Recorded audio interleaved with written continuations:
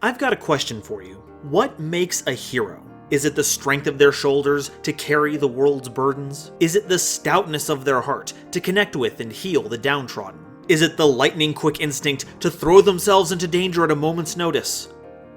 Or is it that every letter of the word hero is capitalized in their name? Well, in the context of this video, the answer may surprise you. Hello everyone, GoldenNova here, and it's time to tackle the daunting, the impossible, a task never before attempted by man nor machine alike, a barrier far beyond which any explained video has yet reached for. It's time for Heroes Explained.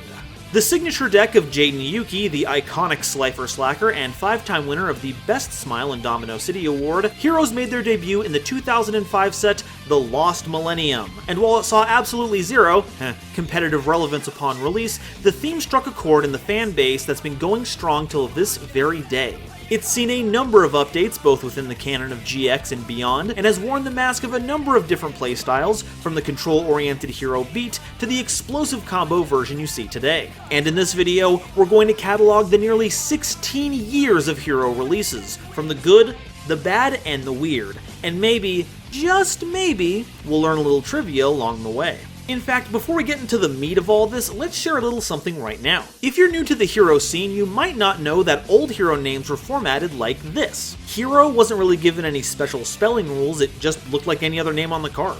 So why did they feel the need to go back and change all the old ones so they looked like this? Well, you'd be surprised at the number of cards that happen to have hero in their name without even realizing it. For instance, Dinah, Hero for Hire, would end up working with anything that supports hero monsters. We've got a few obvious cards like this, but there are a few that are a bit more tricky, like Sephiroth Lady. See it yet? Here, let me help. See? Hidden hero card, can't have that. What about this innocent piece of Reptiland support? Nope, without these changes, attack pheromones would be part of the theme. So they beefed up all the letters and made it so the full capitalization is what really makes it a hero card. It's a very arbitrary solution. Like, if capitalization mattered, then Spiritual Beast Tamer Winda shouldn't count as a Ritual Beast Tamer monster, but the one that really gets my goat is Photon Generator Unit. Technically, it shouldn't be able to function because there's no such monster as Cyber Dragons. Like, Tribute 2 monsters named Cyber Dragon, that works, but the way it's worded now, it has no legal targets it can use for cost. But that's enough about a different beloved GX archetype. I'll get to you later. For now, it's time to begin our long haul through one of Yu-Gi-Oh's most iconic archetypes, and I've assembled the most prolific team of hero lovers to help me through it. Unfurl your capes, get on your spandex, and strike your most dramatic pose, cause it's time to explain Heroes! But before we continue, I wanted to take some time to thank all of you who are watching, because I wouldn't be here if it wasn't for you. Sit back, enjoy, and if you end up liking what you see, please consider subscribing and supporting me and the other wonderful people who helped make this video possible by using the links below. Thank you all so much for your time, and now, back to the world of comics. Issue number 1, Elemental. Look at heroes long enough and you'll start to notice that each category follows their own distinct influence. For elemental heroes, they're largely based on Western comic books. The tights, the capes, the whole 9 yards. That is, if you're looking at the heroes found primarily in the anime. The manga versions still have these, but they lean much more into the elements of nature. Oh goodness, not even a full paragraph in and we're already talking about the subcategories of elemental heroes, which is already a subcategory of heroes as a whole. This is gonna get wild, but before we begin breaking things down, I'd like to front load that all heroes, with a few exceptions, are warrior type, but vary wildly in every other metric. So with that out of the way, let's start with part 1, the anime. And what's a better place to begin with than the original Fabulous 5? Not only are they the faces of the original hero lineup, they've each got some signature moves to show off as well. Elemental Hero Avion is a level 3 wind normal monster with 1000 attack and defense. He's a winged elemental hero who wheels through the sky and manipulates the wind. His signature move, Feather Break, gives Villainy a blow from sky high. They're also an alumni of the illustrious Sky High, but that's neither here nor there.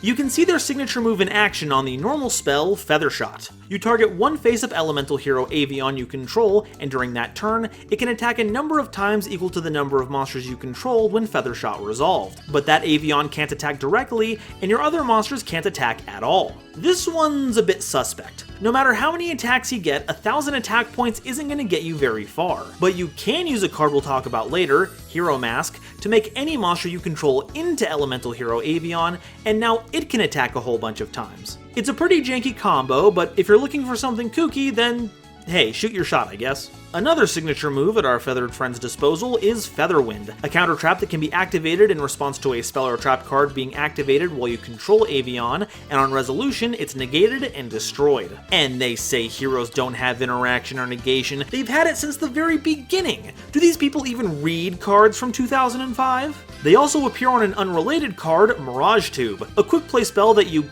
curiously can't play from the hand, making it functionally a trap card. If a face-up monster you control is targeted for an attack, you can flip it up and your opponent takes 1,000 damage. I don't know what's going on here. Like, Avian is there, and so is Baphomet for some reason, and they're just ignoring the giant rainbow tube that's blasting the duelist. We're moving on to the next card. Next, we've got Elemental Hero Burstinatrix, a level 3 fire normal monster with 1200 attack and 800 defense. She's a flame manipulator who is the first elemental hero woman. Her burst fire burns away villainy, and her fiery glare melts away the bravado of anyone else creeping after a little girl. Anyone else remember that episode? Oh, God, that was weird. And Burst Fire can be seen in the normal spell, Burst Return. You can only activate it if you control Burstinatrix, and once it resolves, you bounce every other face-up elemental hero on the field to its owner's hand. This is another weird one. Technically, you can pull the same Mask Hero shenanigans as with Feathershot, but since it only works against elemental heroes, you'd have to be setting up a really weird counter. Though, if you're in the mirror match, it's a stupid effective way to clear fusions and reset your own on-summon effects like Stratos, but then you'd have to be playing elemental hero Burstinatrix, which, you know, hot take here, but it's not very good. Next is Elemental Hero Clayman, a level 4 Earth normal monster with 800 attack and 2000 defense. He's an elemental hero with a clay body built to last. He'll preserve his elemental hero colleagues at any cost. Now, comics-wise, Clayman clearly takes inspiration from Juggernaut, but I'm putting my money on him being inspired by Beast from the X-Men on account of him calling his teammates colleagues. What a nerd. Clayman's signature move is Clay Charge, a normal trap that you can activate if your opponent targets a Clayman you control for an attack, even if it's face down. That's pretty funky. On resolution, you destroy the attacking monster and Clayman, then burn your opponent for 800. So it's a 1-for-2 piece of reactive removal, and the upside is Ukazi. Wow, how is everyone sleeping on such amazing cards? Why is no one playing Clay Control with this? Next is Elemental Hero Sparkman, a level 4 light normal monster with 1600 attack and 1400 defense. He's an elemental hero and a warrior of light who proficiently wields many kinds of armaments. His static shockwave cuts down the path of villainy. Dang, no wonder this dude's stats are so good. They're a warrior of light, and I'd love to focus on the Final Fantasy reference here, but I can't. Because I found out original Princess Sparkman had his attack name as Shining Surge Flash. I guess to keep the name in line with the anime. But you won't see me complaining. Static Shock is an awesome hero, so having a whole wave of them is electrifying. And while the flavor text says that he wields many kinds of armaments, we only ever get to see one, which is Spark Blaster. It's an equip spell that can only be equipped onto Sparkman, and its effect is that during your main phase, you can change the battle position of any face-up monster. Now there isn't a once per turn clause on this card, but very specifically it destroys itself after using its effect 3 times. It's not a very strong tech during this current Link format, but it doesn't specify that it has to be used on your opponent's monsters, so you can make some attack with weaker monsters then change them to defense position, or you could bring back the Age of Clown control, setting up a White Dragon Ninja so that your Spark Blaster can't destroy itself, then change the battle position of your preferred clown as many times as you want to trigger its effects. The last member of the first 5 is Elemental Hero Bubbleman, a level 4 water monster with 800 attack and 1200 defense. I don't know if they meant to mirror Burstinatrix's stats, but if they did, that's a pretty nice touch. If Bubbleman is the only card in your hand, you can special summon them. And if it's the only card you control and you have no cards in hand when summoned, you get to draw 2 cards. The physical manifestation of snatching victory from the jaws of defeat, Bubbleman can take you from a completely abysmal game state to having up to 2 playable cards and an on-field monster to work with, and it doesn't even cost you your normal summon. However, despite its awesome effects, I do have to dock some points. See, while it's pretty rare to see its full effect go off, it still makes for a free level 4 special summon, especially in old Bubble Beat deck lists where it was used to help make Exceed monsters. There's only one E-hero that gets to be an Exceed monster, and it's not even tournament legal. But out of all the heroes we've talked about thus far, they certainly have the most tricks. For instance, Bubble Illusion. It's a quick play spell you can activate if you control Bubble Man, and for the rest of the turn you can activate a trap card from your hand. Wait, what the heck? That's amazing! Oh no, it's fine, I'll keep my trap cards in my hand this turn, thank you very much. I've got Bubble Man. This Paleozoic support kicks butt. Next is Bubble Shuffle, another quick play spell. It has you targeting a monster your opponent controls and a Bubble Man you control, both in face-up attack position, and on resolution you change both of them to defense position, then tribute your Bubble Man to summon any elemental hero from your hand. Okay, this one is a bit more underwhelming. It's a neat trick to get out Blade Edge while setting up your opponent's monster for some sweet piercing damage, but it's not going to make your opponent shuffle up anytime soon. Their last special card is Bubble Blaster. It's also a spell, but of the equip variety this time, that can only be equipped to Bubble Man and grants them 800 attack, putting them on par with Spark Man. Also, if the equipped Bubble Man would be destroyed by a battle, you can send Blaster to the grave instead, as well as reducing the damage you take to 0.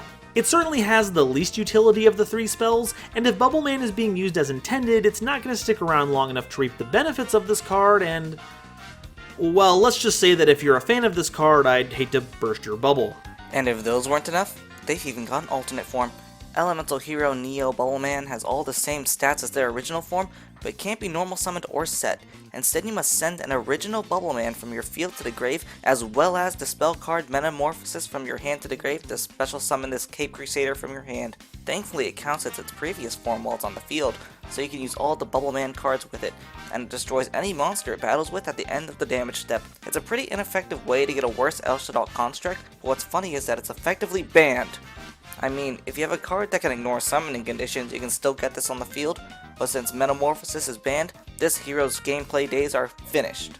So that's our original 5, but we've got a lot more main deck heroes to talk about. Elemental Hero Wildheart is a level 4 Earth monster at 1500 attack and 1600 defense, and they're unaffected by trap cards. This tall stack of beefcake can walk right through a Torrential Tribute and not feel a thing. I'm just not sure how it falls into the whole elemental part of this hero team.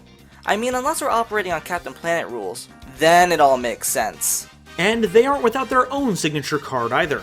Cyclone Boomerang is an equipped spell that can only be equipped to Wildheart, and it gains 500 attack while equipped. Also, if Wildheart is destroyed by a card effect while equipped, you Heavy Storm the field, then burn your opponent for 100 damage for each card destroyed. This kinda slaps, because it doesn't specify your opponent has to destroy Wildheart, so if you have the cards for it, you can proc the spell and trap sweep yourself. Sure, it's another roundabout combo, but if your opponent's back row is stacked, it's a massive windfall. Elemental Hero Necroshade is a level 5 dark monster with 1600 attack and 1800 defense, and once while it's in the grave, you can normal summon one level 5 or higher elemental hero monster from your hand without a tribute. The level's a little funky for a monster with such a sweet grave effect, but heroes are a fusion archetype, so you'll find a way to get them out of your hand somehow.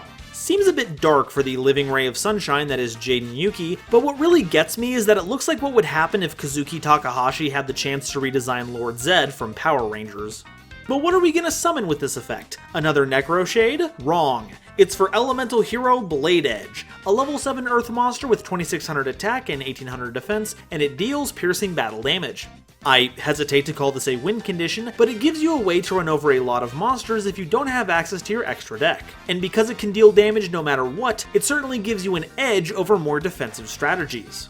And they have their own signature move as well. Edge Hammer is a normal trap you can activate by tributing a wild edge you control and targeting an opponent's monster. On resolution, you destroy that target and inflict damage to your opponent equal to the destroyed monster's original attack. So you can run over a smaller monster, deal piercing damage, then tribute them off to Edge Hammer to get rid of another monster, hopefully something bigger than Blade Edge, and burn them for even more. Talk about hammering home the point. One thing that all the heroes we've gone over so far have in common is that they're all specifically named material on a number of hero fusions. So now that they're all covered, let's go over how we can mix and match them. Oh, and it should be noted that they all share the same must be fusion summoned and cannot be special summoned by other ways clause. Elemental hero Flame Wingman is the iconic hero fusion, being showcased in a number of support cards, and is the first one that debuted in the anime. It's a level 6 wind fusion monster with 2100 attack and 1200 defense points, requiring elemental heroes Avian and Burstinatrix as material. When they destroy a monster by battle and send it to the grave, you burn your opponent for damage equal to the attack in the grave of the monster it destroyed. So this means it can burn your opponent even if they hide behind a defense position monster, and if they run over another attack position monster. That's basically like getting a direct attack. What a great wingman. And it's not the only one that has those materials. Elemental hero Phoenix Enforcer is a level 6 fire fusion monster. It has 2100 attack and 1200 defense. It also needs our favorite birdie boy and fire girl, and this monster can't be destroyed by battle. So why does this card exist? Well, in the anime, it really is just Aster Phoenix's version of Flame Wingman, so it helps differentiate between the two duelists. But this does open the door to a fan theory that every elemental hero fusion we've seen has an alternate form, with each combination changing form depending on which one is the dominant element. Flame Wingman is wind, so Avian is the dominant one there, but Phoenix Enforcer is fire, so Burstinatrix is topping. And Aster could be holding a whole rogues gallery of all these alternate heroes. It's a shame we never really got to see that since he transitioned to Destiny heroes basically right away. It would have been really cool to see that explored in his Arc V incarnation. Sadly, the writers didn't really do anything to reinforce that theory. Get it? Enforce, like the name? Yeah, you know, it's funny because I have to explain the joke. It's a good one, I promise. You see, because of the namesake, it's really similar. Elemental hero Mariner is a level 5 water fusion monster with 1400 attack and 1000 defense, requiring elemental heroes Avian and Bubbleman. And while you have any face down cards in your spell and trap zone, Mariner can attack directly. Not a huge threat by itself, but synergizes very well with attack boosting and multi-attacking effects. Heck, if you can manage to keep monsters on your opponent's field, this makes for a pretty strong Mystic Mine win condition. I mean, it worked for Sky Strikers. Just be careful where you play something like that. I know quite a few people who would be more than comfortable tying one of those anchors around you and watching you play stall with the fishies. Elemental hero Wild Wingman is a level 8 Earth fusion monster with 1900 attack and 2300 defense, requiring elemental heroes Avian and Wildheart. Their effect is pretty simple. You can discard a card to target a spell or trap on the field and destroy it, and it lacks a hard once per turn clause anywhere on it, so as long as you've got cards in your hand, you've got mystical space typhoons. I just wish it was more bison themed, because then it would be a Buffalo Wild Wingman. Elemental hero Darkbright is a level 6 dark fusion monster with 2000 attack and 1000 defense, requiring elemental heroes Sparkman and Necroshade. It deals piercing battle damage like Blade Edge, but gets switched to defense position at the end of the damage step if it attacks. However, just because it's easier to run over in that state doesn't mean it's without consequence, because if Darkbright is destroyed at all, you can target any monster your opponent controls and destroy it. So it's a decent attacker, is a way to get Necroshade into the grave, and trades favorably with just about anything. So despite the attack drawback, I prefer to look on the Darkbright side of things. Elemental hero Thunder Giant is a level 6 light fusion monster with 2400 attack and 1500 defense, requiring elemental heroes Sparkman and Clayman. Once per turn, you can discard a card to target a face-up monster on the field with an original attack less than Thunder Giant's current attack and destroy it. While it's not going to be taking down any monarchs anytime soon, being able to convert a card in hand to monster removal is a pretty sweet deal, especially if you're trying to fast-track a card into your grave like Necroshade. Get the AC/DC ready because when this giant hits the field, your opponent's gonna be thunderstruck.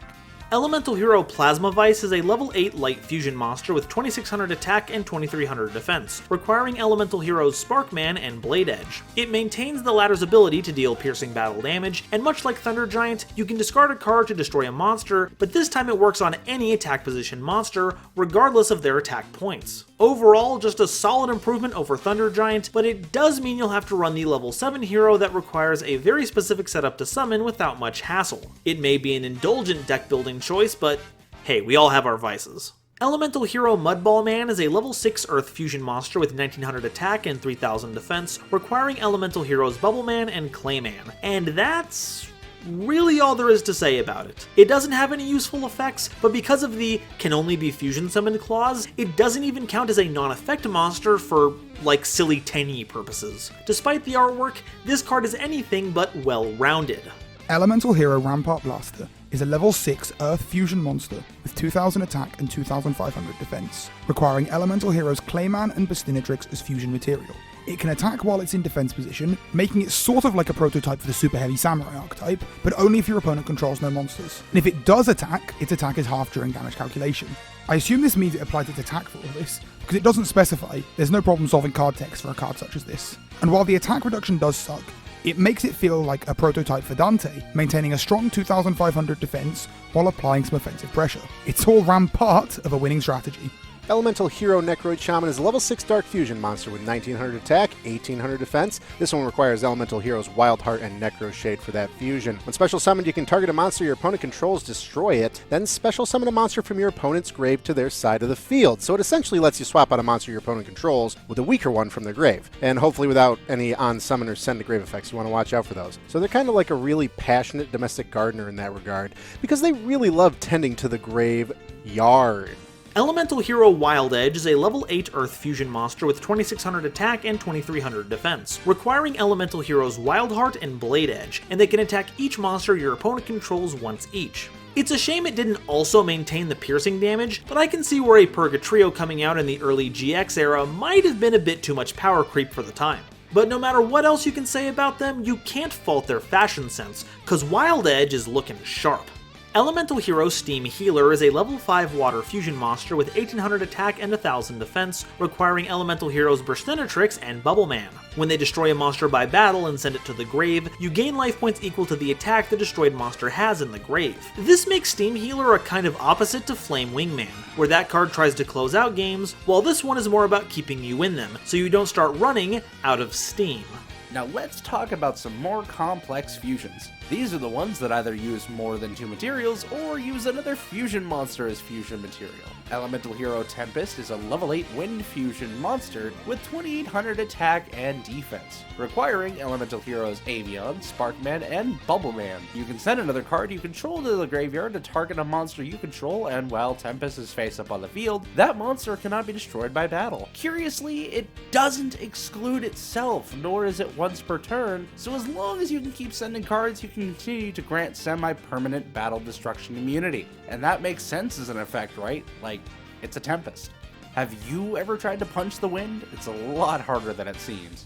Elemental Hero Shining Flare Wingman is a level 8 light fusion monster with 2500 attack and 2100 defense, requiring Elemental Heroes Flame Wingman and Sparkman. And a lot of their effects are going to look very similar. It retains Flame Wingman's effect to burn your opponent for the attack of a monster it destroys in battle and sends to the grave, but along with an improved base stat line, it also gains 300 attack for each Elemental Hero card in your grave. This means, assuming the materials for Flame Wingman are still in the grave, Flare Wingman will hit the field with 3,700 attack points, a boost that will really help your burn effect shine.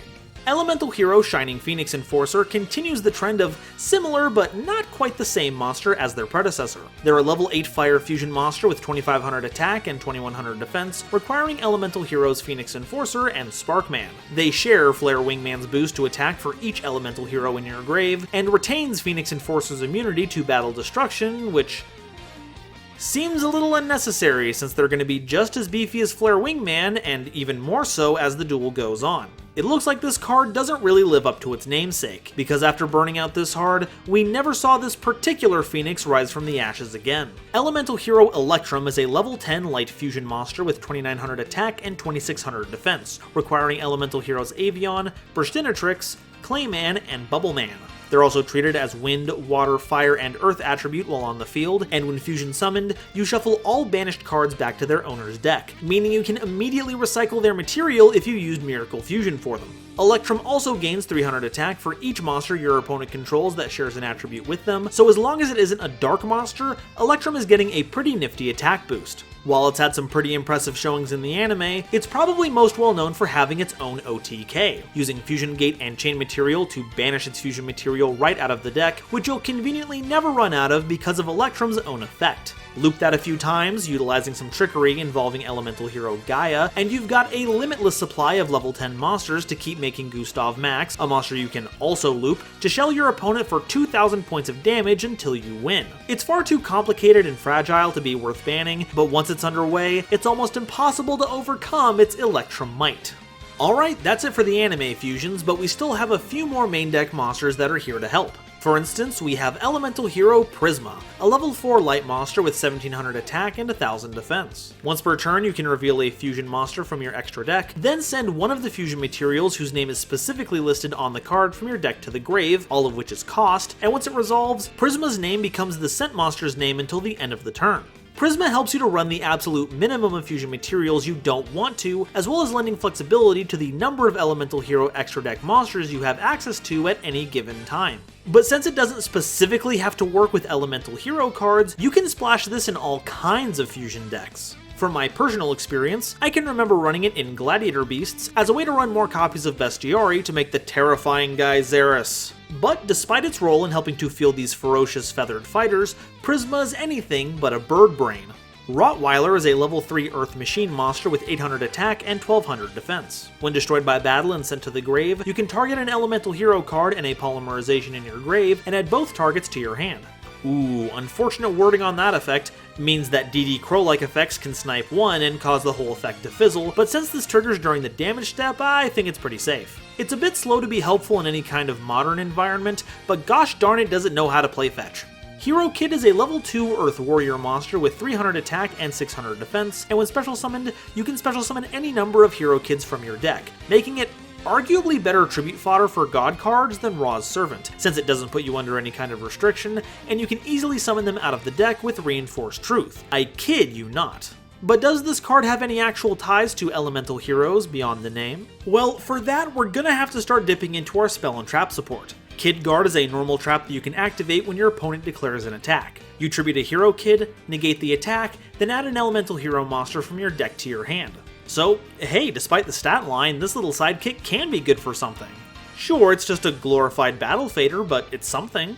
They've also got another card, Miracle Kids, which is another normal trap. This card has you targeting a monster your opponent controls, and it loses 400 attack for each Hero Kid in your grave until the end phase. So at least you don't need to have all these little blokes on the field to make this work, but it does assume you've done the full combo, and that's a little bit too much work for what amounts to a combat trick. Maybe try coming back in a few years, kiddo, they may have a retrain for you by then. Next, let's talk about a series of cards I like to call the Hero Flash Cycle, and you'll see why in a bit. H-Heated Heart is a normal spell that has you targeting a face-up monster you control. Until the end of the turn, that monster gains 500 attack and can deal piercing battle damage. A rather innocuous card that's not very exciting on the surface, but it's been very interesting to see it be put to great use in sealed formats like the Progression Playoffs. It may not look like much, but it's got heart.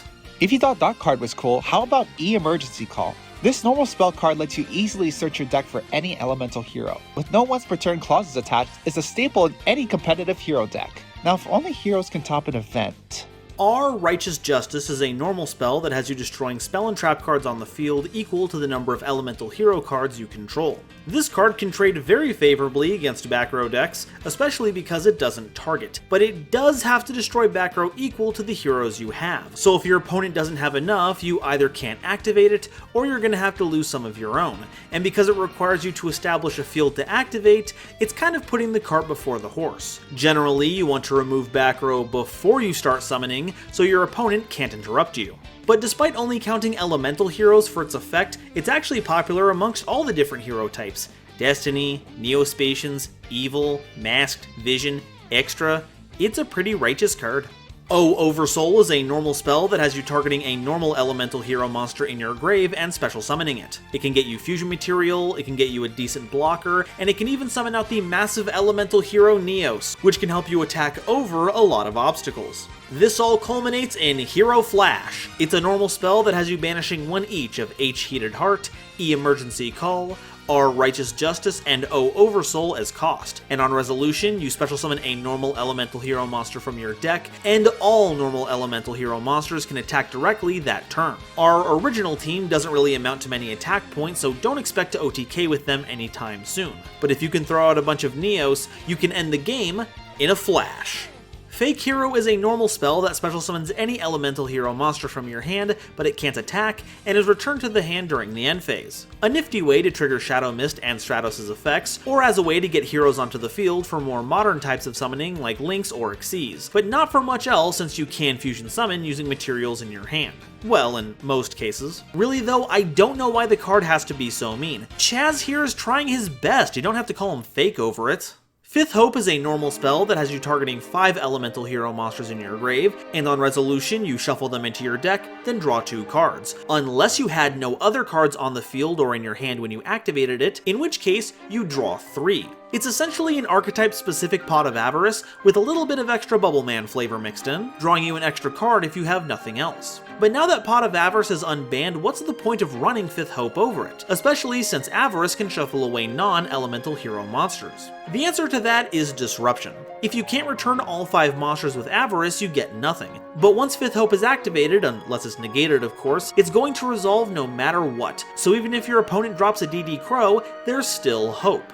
Hero Heart is a normal spell that has you targeting an elemental hero monster you control, and on resolution, its attack is halved, but it can attack twice during that turn's battle phase. There aren't a lot of heroes that this can outright benefit, but if you activate Hero Heart early, any subsequent attack boost won't be halved, so it's kind of like you're doubling the bonus, something that can be a real boon to Elemental Hero Mariner. Now, can we please go get this knight some medical attention? Those arrows look like they hurt. Hero Mask is a normal spell that has you targeting a face-up monster you control, and on resolution, you send an elemental hero monster from your deck to the grave, and if you do, that target's name becomes the sent monster's name until the end of the turn. We've previously talked about how you can use this effect to use the elemental hero signature moves when you normally wouldn't be able to, but it also helps you to set up fusion plays like Prisma, load up your grave for O Oversoul, and can even help with Contact Fusion when we get to the Neos team.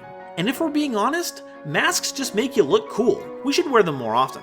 Miracle Fusion is one of the most powerful cards in the hero arsenal. It's a normal spell that fusion summons an elemental hero fusion monster from your extra deck by banishing materials from your field and or grave. It's a 1-card fusion that gets more powerful the more times Konami decides to dip into that sweet, sweet nostalgia barrel. It's a miracle this card hasn't already jumped the shark. Skyscraper is a field spell that has an effect which triggers if your elemental hero monster attacks a monster with a higher attack stat, and grants that hero a 1000 attack boost for that damage calculation only.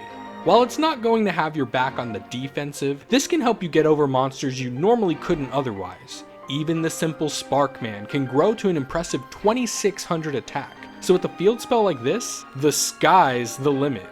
And not to be outdone by the Art Deco cityscape, Skyscraper 2 Hero City is here to usher in some sci-fi style sensibilities. It's a field spell that has an effect you can activate during your main phase, targeting any elemental hero in your grave that was destroyed by battle and special summoning it. It doesn't even ask that it was destroyed in battle that turn, so as long as you can remember which monsters were destroyed by what, you can always activate Hero City later on in the duel to scoop up an appropriate monster.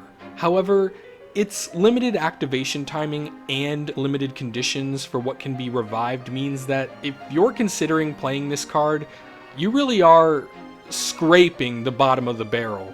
Change of Hero Reflector Ray is a normal trap that activates whenever one of your elemental hero fusion monsters is destroyed by battle and sent to the grave. When it resolves, you burn your opponent for 300 points of damage times the fusion monster's level. It makes for a funny final up yours moment for when your opponent runs over your boss monster, but they've really got to get their direction together when it comes to their card art. Sparkman's in there for crying out loud, you can't activate that effect off of his destruction, come on! Elemental Recharge is a normal trap that gives you 1000 life points for each face-up elemental hero monster you control. There aren't very many cards in Heroes that have you spending life points for anything, so it's not like you need it to counteract anything more than a hero lives, but even so, hero work is very stressful. Sometimes you just have to take a bit of time to recharge.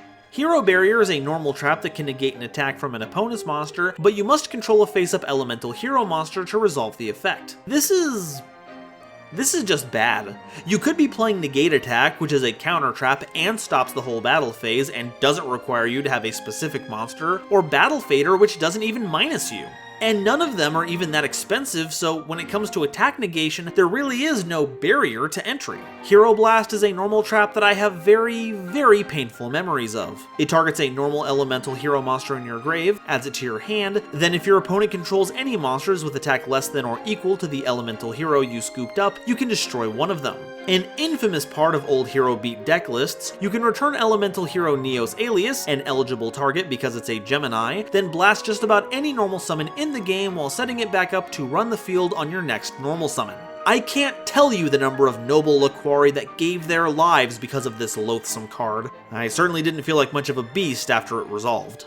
Hero Counterattack is a normal trap that activates when an elemental hero monster you control is destroyed in battle. When it resolves, your opponent picks a random card from your hand, and if it's an elemental hero, you destroy one monster your opponent controls, then special summon the revealed hero. This means that the smaller your hand is, the more likely this card is to be effective, provided you actually have a hero in your hand. It's still just about as useful as all of our other effects that only trigger on battle destruction, but it would have been funny if this counterattack was a counter trap. Hero Signal is a normal trap that activates when a monster you control is destroyed by battle and sent to the grave. When it resolves, you special summon a level 4 or lower elemental hero from your hand or deck. It's cool that it doesn't restrict what kind of monster has to be destroyed, so it will still work with previously mentioned cards like Rottweiler and Hero Kit, and as we get more elemental heroes, the more good targets we can get for it.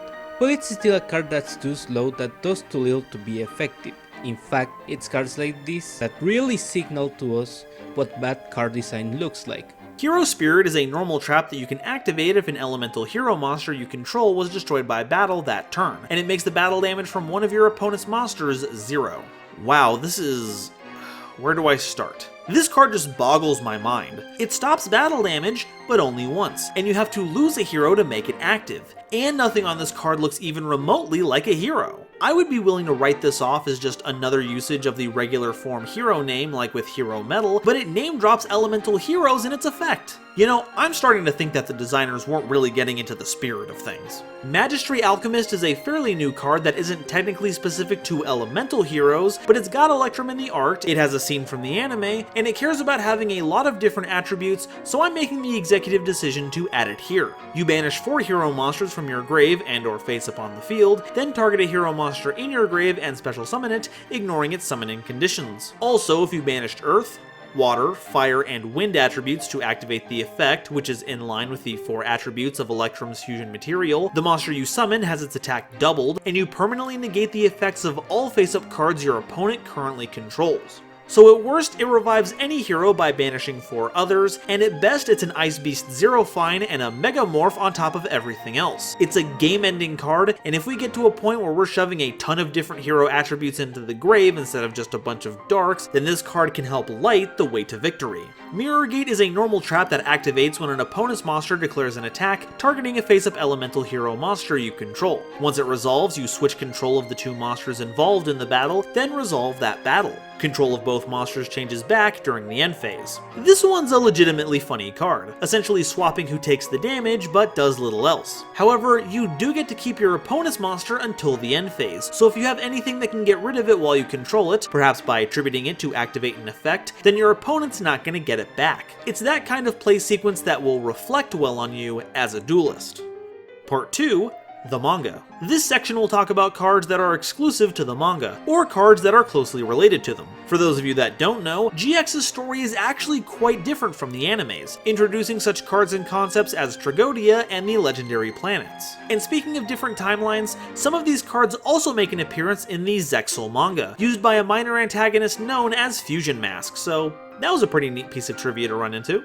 Elemental Hero Flash is a level 4 light monster with 1100 attack and 1600 defense. When destroyed by battle and sent to the grave, you can banish Flash and 3 other Elemental Hero monster cards from your grave to target a normal spell in your grave and add it to your hand. Now that does seem pretty costly and situational, but a normal spell usually means a fusion spell, and with all the cards we'll be banishing, it works insanely well with Parallel World Fusion, which we'll get into in a bit.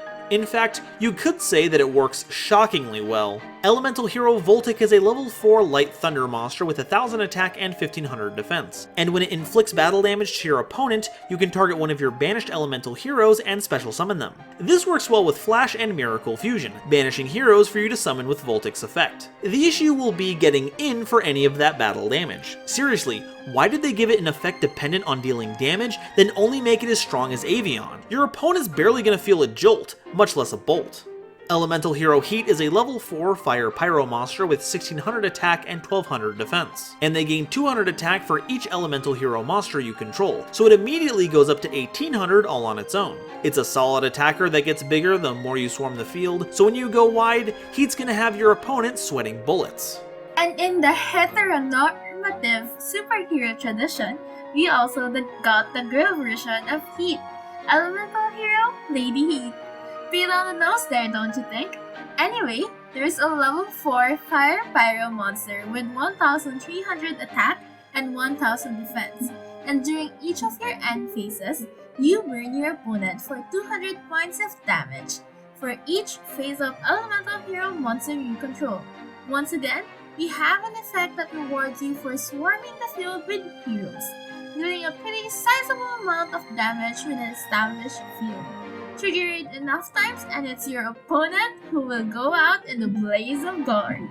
Elemental Hero Ice Edge is a level 3 water monster with 800 attack and 900 defense. Once per turn during your main phase 1, you can discard a card to allow Ice Edge to attack directly that turn, and when they inflict battle damage specifically by a direct attack, you can target a set card in your opponent's spell and trap zone and destroy it. So you discard a card, essentially do 800 points of damage, and if your opponent has a face down card in their spell and trap zone, and if they don't activate it in response to your attack, you get to pop it. Yeah, if Ice Edge calls, just tell them I'm not here. I have no problem giving them the cold shoulder. Elemental Hero Knospa is a level 3 Earth Plant monster with 600 attack, 1000 defense. While you control another Elemental Hero monster, your opponent can't target Knospa with attacks, and this little flower buddy can attack directly. Also, each time they deal battle damage to your opponent, they gain 100 attack and lose 100 defense, so it's kinda like they're growing out of their seed as they get in for more attacks. That's pretty neat. It's a shame their stat line starts off so low, but I can relate. I mean, who hasn't felt like a late bloomer before? I think I had to kill at least 4 people before I got the attack I wanted personally. They've also got kind of a Neo Bubbleman thing going on, where you can use a particular spell to unlock a new form, and that spell is Rosebud. It's a simple normal spell. You tribute an Elemental Hero Nospi to special summon an Elemental Hero Poison Rose from your hand or deck. Just make sure you don't play this card if you haven't seen Citizen Kane yet. I hear it's very important to the plot. But what about the card that Lil Nost goes into? Elemental Hero Poison Rose is a level 6 Earth Plant monster of 1900 attack and 2000 defense. They cannot be normal summoned or set and must be special summoned by the effect of Rosebud and not by any other way. It also maintains the Nos effect where whenever they deal battle damage, Poison Rose gains 200 attack and loses 200 defense. They don't maintain the ability to attack directly like their younger self, but where Nos would hide behind the other heroes to avoid being targeted for attacks, Poison Rose rushes into the front lines and is the only monster your opponent can target for attacks. And depending on the setup, this means they could be a real thorn in your opponent's side. Elemental Hero Woodsman is a level 4 Earth monster with 1000 attack and 2000 defense. Once per turn during your standby phase, you can add a polymerization from your deck or grave to your hand. Woodsman is frustrating. You can't normal summon it and expect it to survive because, you know, 1000 attack, and you can't set it and expect the effect to trigger by your next standby phase because your opponent has to attack into Woodsman and it has to survive, so yeah, it's a shame, but their effect really does go against the grain. Elemental Hero Ocean is a level 4 water monster with 1500 attack and 1200 defense, and a good heart. And that's what's most important. Once per turn, also during your standby phase, you can target a hero monster you control or in your graveyard and return that target to the hand. Woodsman and Ocean work together to keep your resources stocked up, so it's a kind of a shame it takes such a long time to trigger the effects to do that. I mean, if you can protect them for a while, you can recycle a bunch of cool stuff like combo pieces and extenders, but getting there can be a little slippery. It's funny because he's water. Elemental Hero Stratos is a level 4 wind monster with 1800 attack and 300 defense, and when it's normal or special summoned you can activate one of 2 effects. You can either destroy spells and traps on the field up to the number of other hero monsters you control, or you can add any hero monster from your deck to your hand.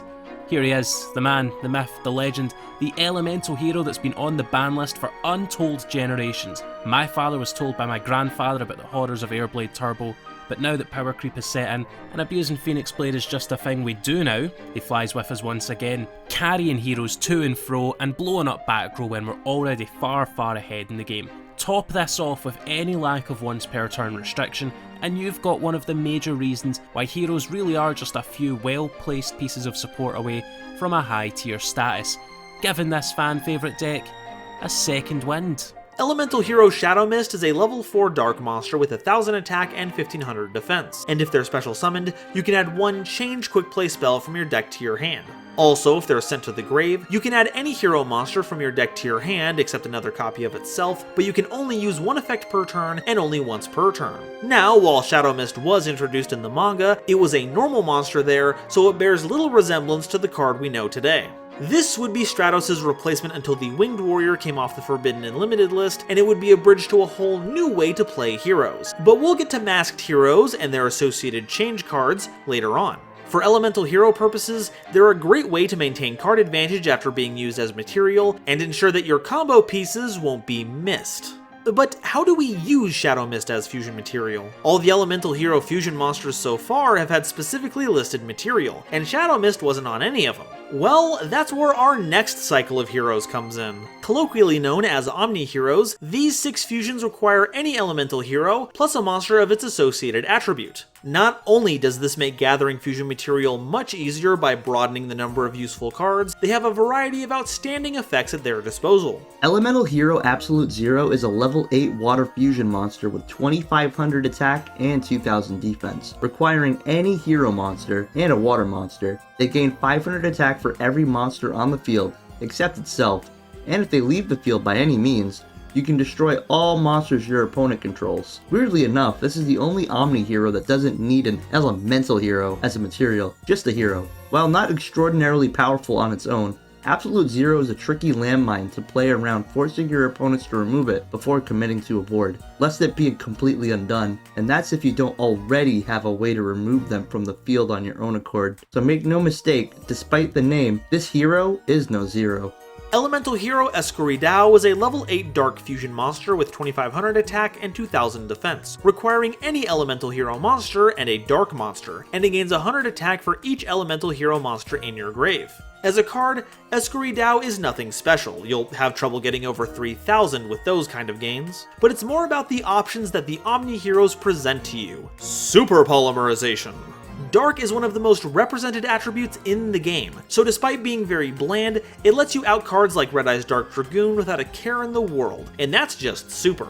Elemental Hero Gaia is a level 8 Earth Fusion monster with 2200 attack and 2600 defense, requiring any Elemental Hero monster and an Earth monster. When fusion summoned, you can target a face-up monster your opponent controls, and until the end phase, that monster's attack is halved, while Gaia gains that much attack. This means that if it can be targeted, Gaia can sap its power, kind of like a Metal Morph, and swing in for 2200 points of damage while clearing a big threat, proving that Gaia is willing to move mountains to help you win games. Elemental Hero Great Tornado is a level 8 Wind Fusion monster with 2800 attack and 2200 defense, requiring any Elemental Hero monster and a Wind monster. If they're fusion summoned, you have the attack and defense of all face-up monsters your opponent currently controls. So whereas Gaia excels at taking out single monsters, Great Tornado can cripple an entire lineup of them, helping your army of heroes run over your opponents with no time limit on how long the stat reduction lasts. Or if you're feeling cheeky, you can fusion summon them at quick effect speed with any number of effects at the beginning of your opponent's battle phase to blunt a particularly dangerous offensive push, blowing your opponent's plans off course. Elemental Hero Nova Master is a level 8 Fire Fusion monster with 2600 attack and 2100 defense, requiring any Elemental Hero monster and a Fire monster. If they destroy a monster by battle, you get to draw a card. That's probably one of the most straightforward fusions in the entire theme, but really, who cares? You get to draw a card for beating up your opponent's monsters. Also, funny note, this is the only Omni hero that isn't in the manga, and we'll get into why that is in a bit. For now, all you have to know is that this is a great card. You may be thinking I'm glossing over how weak their effect is nowadays because of their extremely awesome name, but I assure you I am completely unbiased when it comes to cards of the Nova archetype.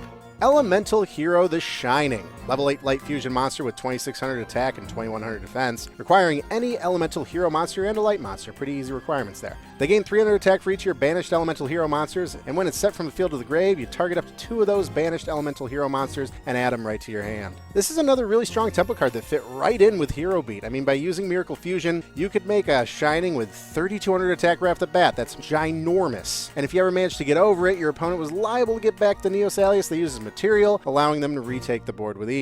It's a really annoying card to deal with, but I guess that's what you get when you let Kubrick design a card. The next few fusions don't really fall into a specific category, so these are just the rest of the manga fusions. Elemental Hero Inferno is a level 8 Fire Pyro Fusion monster with 2300 attack and 1600 defense, requiring Elemental Hero's Heat and Lady Heat as material, and if they do battle with a water monster, they gain 1000 attack during damage calculation only. Now, this card right here is the Fire Omni Hero in the manga, but since they printed its material as Heat and Lady Heat, they had to make a whole new Omni Hero to complete the cycle in paper, and thank goodness they did. Having your only effect be an attack boost against a specific attribute is a quick way to get you flamed in the comments. Elemental Hero Terra Firma is a level 8 Earth Fusion monster with 2500 attack and 2000 defense, requiring Elemental Heroes Ocean and Woodsman, and is one of the legendary planet cards we talked about earlier. They contribute any face-up Elemental Hero monster,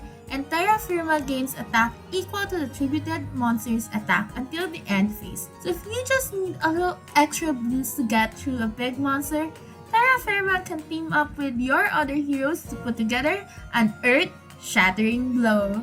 Elemental Hero Core is a level 9 Earth Fusion monster with 2700 attack and 2200 defense, requiring any 3 Elemental Hero monsters as material. Once per turn, when targeted for an attack, you can double Core's attack until the end of the damage step. Also, at the end of a battle phase in which it battled, you can target a monster on the field and destroy it. Also, when they're destroyed by battle or card effect, you can target a level 8 or lower Elemental Hero Fusion monster in your grave and special summon it, ignoring summoning conditions. This is a pretty spiffy monster to sink material into if you have the resources. Monsters that can attack and blow stuff up while doing so make for great ways to continuously apply pressure to your opponent. They also can't just run into it, as 5400 attack is a tough amount to get over, and if they do remove it, you can get back any number of your powerful hero fusions. In fact, I would argue that if its fusion material cost wasn't so steep, it'd be the core of your strategy.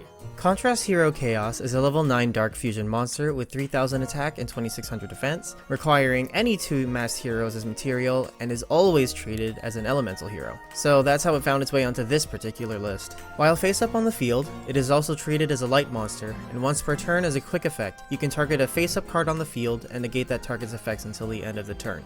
This card is as cool as it is elusive. An effect like this is basically just blanket negation for anything that hits the board, including normal spells and traps, and even has the ability to bypass chain blocks if the intended target is on the field. Combine that with an impressive 3000 attack, and you have the makings of a powerful boss that can anchor a board and help it weather any storm your opponent throws at you. Except for its ridiculous fusion materials. At the time of writing, none of the Masked Hero main deck monsters from the manga have been released, so the only way to get the fusion material is to pull it out of the extra deck, and if you're gonna go through all the trouble of summoning Masked Heroes in the first place, you don't want to just give them up. But mark my words, once we get main deck Masked Heroes, this monster's gonna cause a whole other buyout of Hero Strike structure decks all by itself, causing a whole lot of chaos. Now it's time for the support cards introduced in the manga. A Hero Lives is a normal spell you can activate if you control no face-up monsters. You pay half your life points, and on resolution, you special summon a level 4 or lower elemental hero monster from your deck. An excellent way to start your plays, it grabs you an extender to start off on the right foot. You can summon Shadow Mist to get a sweet change quick play spell, or Stratos for another search. Just be careful about the life point cost. If you don't keep up a good defense after that, then a hero isn't going to be living for much longer. Hero's Bond is a normal spell that you can activate if there's a face-up hero monster on the field. On resolution, you special summon 2 level 4 or lower elemental heroes from your hand. Well, if you're looking for a Link or Xyz spam version of the deck, this is certainly a way to do it, but considering the fusion playstyle it focuses on, I just don't think it bonds very well with the rest of it. Legacy of a Hero is a normal spell that has you returning any 2 fusion monsters from your grave to your extra deck that list a hero monster as material, and on resolution, you draw 3 cards. Good grief, a +2 Pot of Avarice with no chance of disruption outside of hard negation that recycles some of your best payoffs? I can see why this doesn't see a lot of play. The returning cost is very, very narrow, so not only does it require setup, but a very specific setup. Though, if this card's legacy is to incentivize the creation of Dogmatica heroes, I'm all for it. Parallel World Fusion is a normal spell that's kind of the opposite of Miracle Fusion. You fusion summon an elemental hero fusion monster from your extra deck by shuffling banished materials into your deck, but you are locked out of special summoning any other monsters that turn, before or after. The last part really sours the effect, because it's just a great way to get back resources and field a powerful monster, but we need to be summoning a lot of monsters in a single turn, and we have plenty of other ways to recycle our banished cards nowadays. Although, with recent advancements in fusion research, you could use it with Verte Anaconda to utilize it later in the turn. And combined with its first effect to change monsters to Dark Attribute, this could be your gateway to the Gritty Reboot dimension. Terra Firma Gravity is a normal trap you can activate during your opponent's battle phase as long as you control elemental hero Terra Firma. That turn, all level 4 or lower monsters your opponent controls that can attack Terra Firma must do so, and cannot attack otherwise. So if you're fighting against a deck with a lot of low level monsters, this is a way to force them to make some very unfavorable plays, but well, you're gonna have to find a very specific meta where this is going to be effective for you. And if you like this card, I hope you don't think I'm being too discouraging, but I do want the advice that I give you to be down to earth. Part 3, Legacy.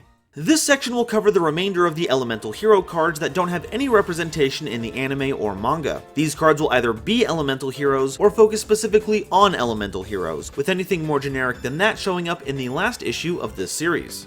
Elemental Hero Captain Gold is a level 4 light monster with 2100 attack and 800 defense, and you can discard them to add the original Skyscraper from your deck to your hand. Also, if they're on the field and Skyscraper isn't, Captain Gold is destroyed. It seems so weird that Captain Gold isn't in the anime, but I couldn't find a single appearance in the entire show, which is a huge shame, because personally, as someone who gets the fashion of gold, they would have looked stunning. Elemental Hero Blazeman is a level 4 fire monster with 1200 attack and 1800 defense. If normal or special summoned, you can add polymerization from your deck to your hand. Or, during your main phase, you can send any other hero monster from your main deck to the grave, except another Blazeman of course, and if you do, he copies that monster's stat spread and attribute. However, if you do that, you're restricted to only special summons through fusion summon for the rest of the turn, and, well, you only get one of those effects per turn, once per turn. While initially a pretty fun card to play around with, unfortunately Blazeman kind of got paved over really quickly by Vion soon after his introduction, since it basically did all these things but faster, better, stronger. Still though, you gotta give him some credit for being the first to do it, and hell, he works just fine if you want a more fun, casual, pure E-Hero Jaden Yuki-esque build. Gee, I wonder if I know anyone who's like that. Maybe a certain handsome SliferSlacker student that you could like and subscribe. Elemental Hero Solid Soldier is a level 4 Earth monster with 1300 attack and 1100 defense, and when normal summoned, you can special summon one level 4 or lower hero monster from your hand. Also, if they're sent from the monster zone to the grave by a spell effect, perhaps by way of fusion summoning, you can target a hero in your grave, except another copy of itself, and special summon it in defense position. This card has effectively replaced Goblinberg as the premier way to trigger Shadow Mist's change spell search effect, as well as being able to summon Stratos for more searching. And from that point, you can either use them as fusion material to recycle a hero, turn them into a Link 2, or overlay them if you have room for a rank 4 toolbox. What can I say? This monster is just really solid. Elemental Hero Liquid Soldier is a level 4 water monster with 1400 attack and 1300 defense, and when normal summoned, you can target a level 4 or lower hero monster in your grave, except another copy of itself, and special summon it. Also, if Liquid Soldier is used as material for a fusion summon of a hero monster and sent to the grave or banished, you can draw 2 cards, then discard 1, and you can only use one effective Liquid Soldier per turn, and only once per turn. Liquid serves a very similar role as Solid, summoning out your heroes with on-summon triggers, but Solid is better at deploying them in the early game, while Liquid can pull from your ever-growing graveyard to get its targets. And the fact that it provides card advantage even if used as material with Miracle Fusion is bonkers. It also gives me an excuse to make Metal Gear Solid references whenever I'm playing them, and that's a whole reward in and of itself. Now, this one's a signature move spell, specifically for playing Wingman, but since it's generic in application, it's going in this section. Skydive Scorcher is a normal spell that has you targeting an elemental hero fusion monster you control. On resolution, you destroy as many monsters your opponent controls as possible, with attack higher than your targeted monster, then burn your opponent for damage equal to the highest original attack in the grave of the monsters destroyed by this effect. However, if you have a Skyscraper field spell in your field zone, either one will work here, you burn them for the combined total of those monsters' original attack in the grave. That's some pretty spicy removal, especially since it's completely at odds with the attack boosting effect of modern heroes. Dread Decimator, Sunrise, Malicious Bane, everything is getting boosted to high heavens, so it's almost impossible to trigger this card effectively. But if you were to use one of the older heroes, which generally have pretty low attack, and you assume that you are that player that is running Skyscraper, you could say that Skydive Scorcher was made specifically as a high roll card for hero decks that are built more to be true to the anime than a modern meta. And honestly, that's lovely card design. Somewhere, there's a Dragon Link player bows in their hair, saying, "Well, zounds, there's no way this hero player could defeat me. I have a field of untargetable monsters." Only to meet their end by an instant fusion summoned elemental hero Mariner with Skydive, Scorcher, and Skyscraper. And that, my friends, is beautiful. Elemental Hero Grand Merge is a level 6 light fusion monster with 0 attack and defense who requires 2 normal hero monsters materials. It does gain attack and defense equal to the combined level of its materials times 300, but his real power is the second effect. You see, Grand Merge is a gateway to all hero fusion monsters, since when it destroys a monster by battle, it can special summon any elemental hero fusion monster from the extra deck, ignoring the summoning condition, at a measly cost of tributing itself. The downside to this effect is the inability to attack monsters of an equal or lower level, but neither Xyz nor Lynx have those, so there are many interesting monsters Grand Merge can summon. Just make sure that what you want doesn't have an effect that's tied to actually being fusion summoned, because that's not going to trigger. Although if an effect triggers on being special summoned from the extra deck, that's fair game. Other than this little thing, this card is grand.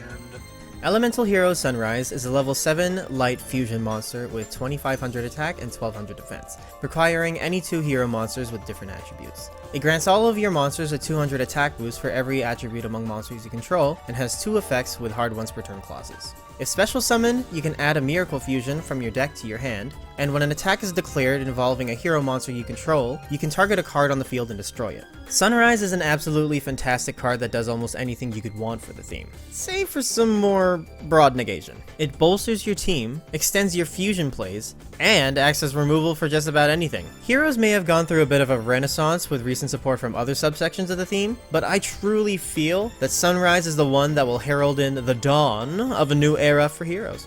And with that, we've covered every elemental hero card printed thus far. Make sure to subscribe so you can catch next week's issue covering Destiny heroes, and while you're down there, make sure to check out the description. As well as helping support me in making more crazy videos like this, you should also support the wonderful Yu-Gi-Oh personalities that helped voice this video. In no particular order, we have Crystlabndce, Delilah, Noajenk, Habri, TheSliferSlacker, Rook's Table, Alexis YT, Jacob from Yu-Gi-Oh Pulse, Porcelain, TCG Tally, Mage of Ancients, Bumbles McFumbles, JZ Theater Yu-Gi-Oh, Kiri, From the Deck to the YT, Casual Card Gamer, Scapegoat, Red Eyes Jackalow, Dire Yu-Gi-Oh, and the Haver Cardman. I'd also like to take this time to thank my lovely patrons, including this month's illustrious Quasar Commander, J. Yuri Boy, as well as Nebula Navigators, Genesis Yu-Gi-Oh, Dallas Modest, and the Fresh Prince of Conair, our Cosmic Crusaders, Chaz Ghost, Colin Todd, Panda PLS, and Legendary Raven, as well as the wonderful Starlight Explorers you see on screen now.